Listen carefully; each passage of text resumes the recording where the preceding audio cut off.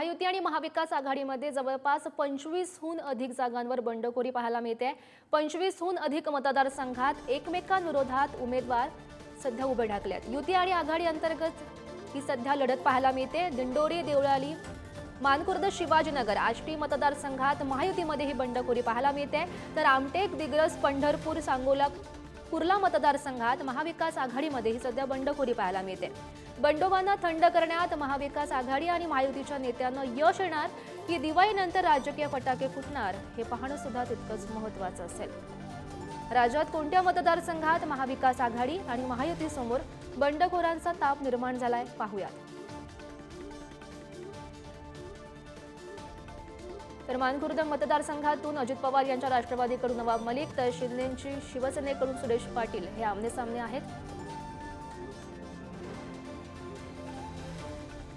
आष्टी मतदारसंघातून भाजपाकडून सुरेश धस, तर अजित पवार यांच्या राष्ट्रवादीकडून बाळासाहेब आजबे।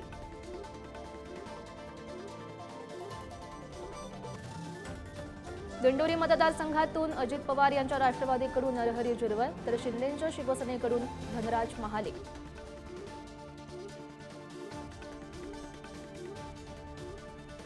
देवळाई मतदारसंघातून अजित पवार यांच्या राष्ट्रवादीकडून सरोज अहिरे, तर शिंदेच्या शिवसेनेकडून राजश्री अहिरराव।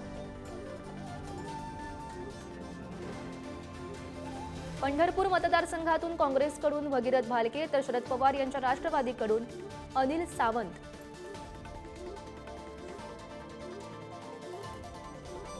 सोलापूर दक्षिण मतदारसंघातून ठाकरेंच्या शिवसेनेकडून अमर पाटील, तर काँग्रेसकडून दिलीप माने हे आमने सामने आहेत।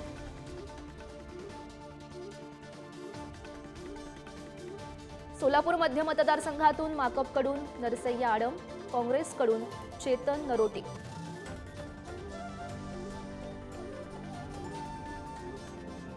सांगोला मतदारसंघातून ठाकरेंच्या शिवसेनेकडून दीपक आबा साळुंखे, तर शेकापकडून बाबासाहेब देशमुख। पाथरी मतदारसंघातून काँग्रेसकडून सुरेश वरपुडकर, तर शरद पवार यांच्या राष्ट्रवादीकडून बाबाजानी दुर्राणी हे दोघं एकमेकांच्या समोर असतील। परांडा मतदारसंघातून शरद पवार यांच्या राष्ट्रवादीकडून राहुल मोटे, तर ठाकरेंच्या शिवसेनेकडून रणजित पाटील। तर या संदर्भात अधिकची माहिती जाणून घेऊयात। आमचे प्रतिनिधी अजय माने सध्या आपल्यासोबत आहेत। अजय, आपण पाहू शकतो महायुती आणि महाविकास आघाडीमध्ये जवळपास हे 25हून अधिकचे मतदारसंघ आहेत ज्या जागांवर बंडखोरी सध्या पाहायला मिळते। नेमकी काय समीकरण आहेत या मतदारसंघांसंदर्भातले? आपण जर पाहिलं तर इच्छुकांची गर्दी आणि 2019चं असलेलं गणित त्याच पार्श्वभूमीवर 2024 मध्ये सुद्धा इच्छुक वाढले होते आणि ती जागा आपल्या पारड्यात घेण्यासाठी मग महायुतीत पण 3 पक्ष आहेत आणि मवियात पण 3 पक्ष आहेत आणि ह्यामध्ये रस्सीखेच होताना आपल्याला पाहायला मिळाली। अगदी 29 तारखेला हेलिकॉप्टरने एबी फॉर्म पाठवण्यापर्यंतची चित्र जे ते आपण या संपूर्ण निवडणुकीच्या रणांगणात पाहिलं आणि त्याच पार्श्वभूमीवर आपण जर पाहिलं तर हे बंड फक्त उमेदवारांनी नाही केलं, तर हे बंड पक्षाने केलेलं। जर पाहिलं तर महायुतीतले अनेक जागेंवर राष्ट्रवादी अजित पवारांचे आणि भाजपचे किंवा अजित पवारांचे राष्ट्रवादी आणि शिंदेच्या शिवसेनेकडून उमेदवार देण्यात आलेला।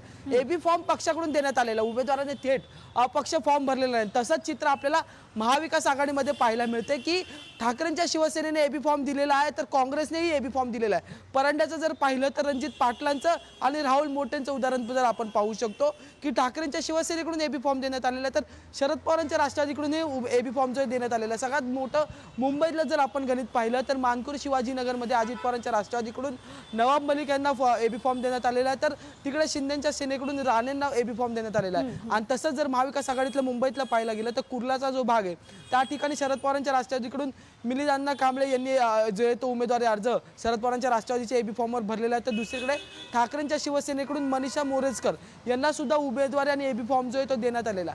यात आणखी एक महत्त्वाचा किस्सा की या संपूर्ण निवडणुकीच्या रंगणात आता जर बोरिवलीचं जर पाहिलं तर गोपाळ शेट्टी हे अपक्ष उमेदवार जे भाजपचे होते ते अपक्ष म्हणून समोर आलेले पाहायला मिळाले. तर वांद्रे पूर्वमध्ये कुणाल सरमळकर जे शिंदेच्या शिवसेनेत होते, त्यांनी सुद्धा जो आहे तो जिसान सिद्दीकी असेल किंवा मग वरुण सरदेसाई असेल यांच्या विरोधात अपक्ष उमेदवारी फॉर्म जो आहे तो भरलेला. आता दोन्ही पक्षाचे जे नेते आहेत, आता नुकतेच देवेंद्र फडणवीस यांनी माध्यमांशी संवाद साधलेला, ते म्हणतात की आम्ही 4 तारखेपर्यंत जे ते हे सगळं समीकरण सोडून घेऊ.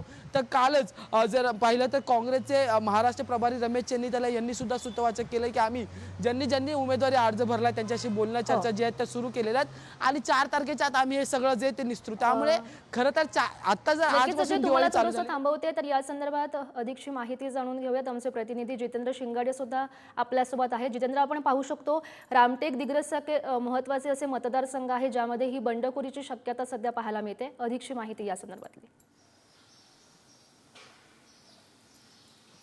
नक्कीच गौरी, कारण ज्याप्रमाणे महाराष्ट्रात संपूर्ण ठिकाणी अनेक ठिकाणी जी बंडखोरी झालेली आहे तसाच प्रत्येक नागपूरसह संपूर्ण विदर्भातही येतोय. नागपुरातील काही मतदारसंघ आहे ज्यामध्ये प्रमुख बंडखोरी झालेली आहे. रामटेकचा यामध्ये प्रामुख्याने समावेश करता येईल, कारण लोकसभा निवडणुकीसाठी रामटेक महाविकास आघाडीमध्ये शिवसेनेने काँग्रेससाठी सोडलेली होती आणि काँग्रेसचे खासदार तिथून निवडून आले. त्यानंतर विधानसभेत रामटेक आम्हालाच द्यावी यासाठी शिवसेनेने आग्रह धरला होता, तर दुसरीकडे काँग्रेसही आग्रही होती. त्यामुळे महाविकास आघाडीमध्ये अधिकृत जे उमेदवार आहेत ते ठाकरेंच्या शिवसेनेचे विशाल बरबटे यांना तिथून उमेदवारी देण्यात आलेले. मात्र नागपूर काँग्रेसचे जिल्हाध्यक्ष राजेंद्र मोडक यांनी तिथून बंडखोरी केलेली आहे आणि आपला उमेदवारी अर्ज दाखल केलेला आहे. महत्त्वाचं म्हणजे काँग्रेसचे सर्व प्रमुख नेते जिल्ह्यातील जे खासदारांसह माजी जिल्हा परिषद अध्यक्ष असतील किंवा सुनील केदार असतील हे त्यांच्या उमेदवारी अर्ज दाखल करतेवेळी राजेंद्र मोडक यांच्यासोबत होते. त्यामुळे काँग्रेसच्या या पावित्र्यामुळे आणि या उमेदवारीमुळे शिवसेनेच्या नेत्यांची आणि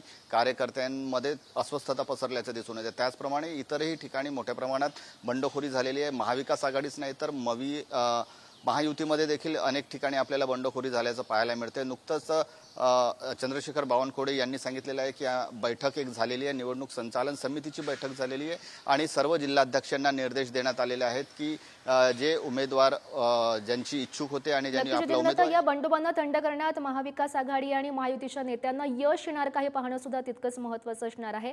धन्यवाद दिलेल्या सविस्तर माहितीसाठी.